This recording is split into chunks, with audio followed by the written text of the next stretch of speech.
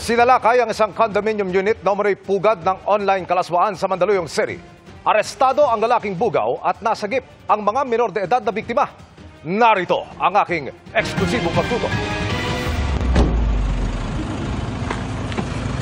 Pagkagat ng dilim kahapon, sinimula na ng mga pulis ang pagsalakay.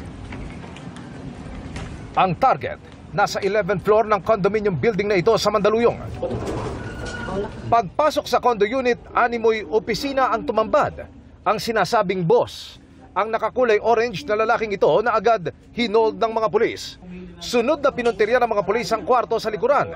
Dito nila inabutan ang mga minor de edad na umano'y binubugaw online ng suspect. Ang mga batang ito ay napapabilang sa mga mahihirap o kaya itong mga batang ito ay hindi nag-aaral na nasa galaan na kanya munang inaalagaan para makuha ang loob. Hanggang sa pag nakuha ang loob, papapasukin niya sa isang kwarto.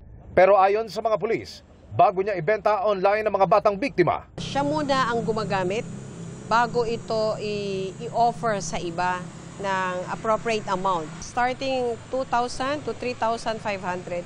Depende po sa dami ng batang ino-offer niya at edad. Pakilala raw ng suspect sa condo management. Negosyante siya at may lehitimong trabaho. Nasa pangangalaga na ngayon ng Women and Children Protection Center ng PNP ang mga nailigtas na mga minor de edad. Talagang kailangan namin ng tulong na maging aware yung mga bata na hindi kami nariyan para sila ay mapasama. Nandito ho kami para magkatulungan at sila ay maalis sa pang-abuso.